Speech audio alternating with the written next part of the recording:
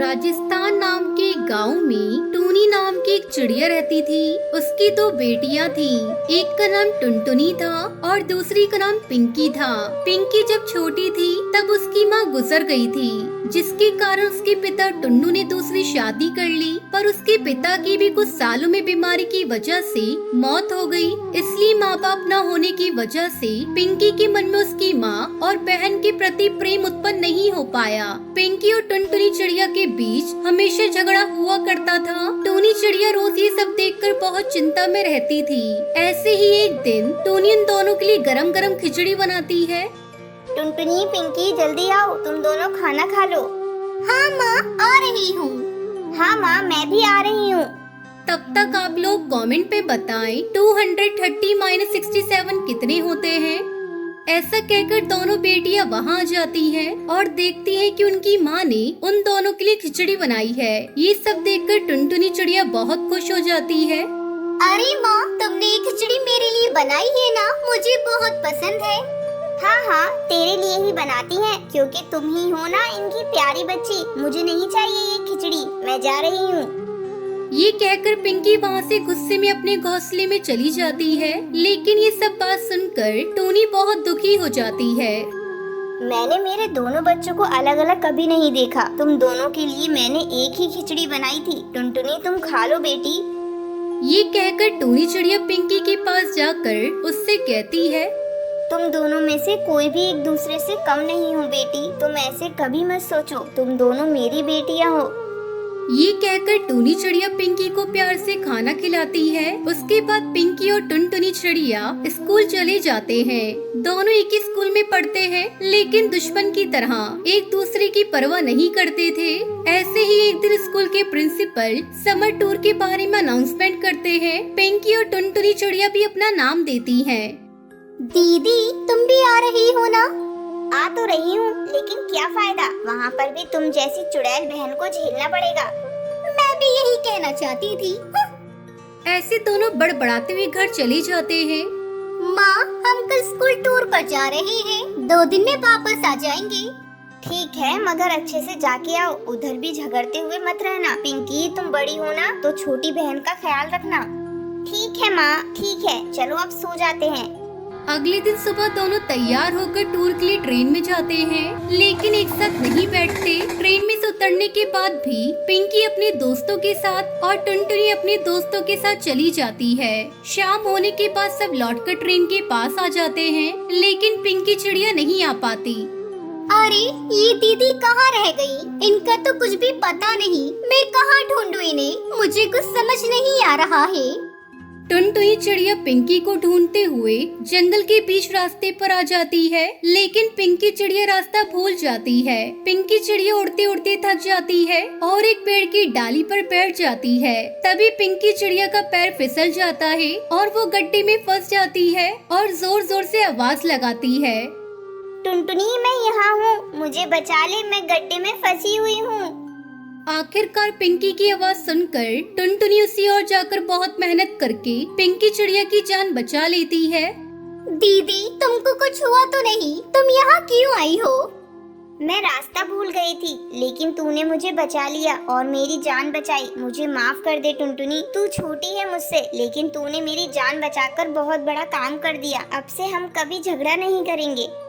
फिर दोनों वहाँ से घर जाने के बाद ये हकीकत अपनी माँ को बताती हैं। दोनों में इतना प्यार देखकर टूनी चिड़िया बहुत खुश होती है। तब से दोनों बहनें बेस्ट फ्रेंड की तरह रहने लगती हैं।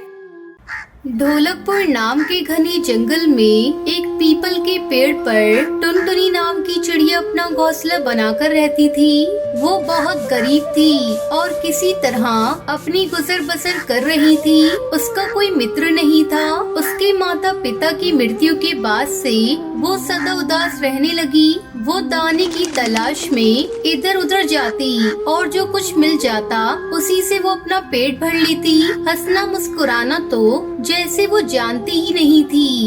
एक दिन की बात है, टुनटुनी चिड़िया उदास बैठी थी। तभी उसे एक आवाज सुनाई दी। क्या बात है टुनटुनी, तुम हमेशा उदास क्यों रहती हो? तुम्हें उदास देखकर मुझे बहुत दुख होता है। अपने लिए ना सही, कम से कम मेरे लिए खुश रहा करो। अरे ये कौन बोला? यहाँ तो कोई भी नहीं है। फिर ये आवाज किसकी थी? तुम कौन हो? मेरे सामने आओ। अरे टुनटुनी, मैं तो तुम्हारे सामने ही हूँ। देखो, जिस नदी किनारे पर तुम बैठी हो, मैं उसी नदी में रहती हूँ। टुनटुनी ने चौंक कर नदी की ओर देखा तो देखती ही रह गई। वो सुनहरी मछली बहुत सुंदर थी और टुनटुनी को देखकर मुस्कुरा रही थी। बेचारी गरीब टुनटुनी से कभी किसी ने इतने प्रेम से बात नहीं की थी जैसे ही मछली कर रही थी। टुनटुनी ने खुश होकर कहा, ओह, तो ये तुम हो मछली। आज से पहले तो तुमने कभी मुझसे बात नहीं की, फिर आज अचानक तुम्हें मेरी याद कैसे आई?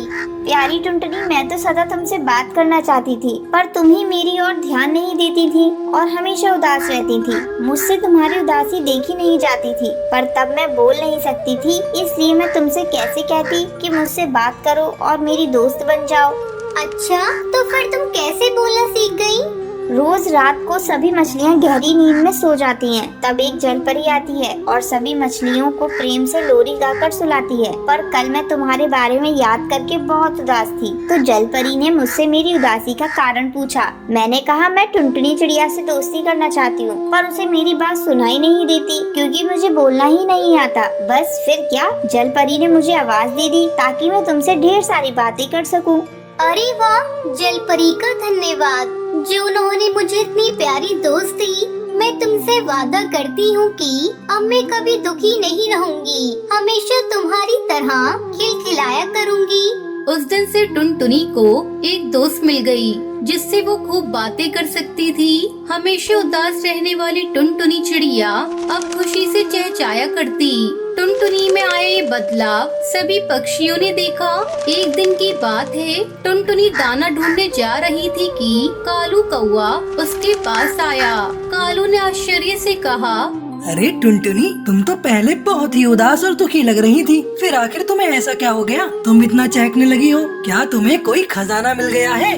टुनटुनी ने हंसते हुए जवाब दिया, अरे नहीं कालू, मुझे तो खजाने से भी ज्यादा कीमती चीज मिल गई है। खजाने से भी कीमती चीज? वो क्या है? सच्चा दोस्त कालू, दोस्त खजाने से कहीं ज्यादा कीमती होता है और मुझे एक सच्ची दोस्त मिल गई है, इसलिए मैं खुशी से चहचहाया करती हूँ। इतना कहकर टुनटुनी चहचहाती हुई दाना ढूंढने उड़ गई। डाल पर बैठा कालू सोचने लगा कि इस गरीब टुनटुनी को ऐसा कौन सा दोस्त मिल गया जो खजाने से भी कीमती है। तभी वहाँ एक तोता आया। अरे भाई कालू, देखा तुमने आजकल टुनटुनी कितनी खुश रहती है। सदा आंसू बहाने वाली टुनटुनी अचानक खुशी से चहचहाने लगी। तुम्हें क्या लगता है? तुम्हें क्या बताया उसने? मुझसे बोली कि उसे खजाने से भी कीमती कोई दोस्त मिल गया है। हैं? खजाने से भी कीमती दोस्त? ये बात तो आज मैं पता लगा कर ही रहूँगा। उस शाम जब टुनटुनी दाना चुगकर वापस आई तो सीधी अपनी दोस्त सुनहरी मछली से बात करने गई। प्यारी मछली, तुम तो मेरे लिए बहुत लकी हो। जब से तुम मुझे मिली हो, मेरी आमदनी बढ़ गई है। आज मुझे मेरे काम के बदले बहुत से दाने मिले।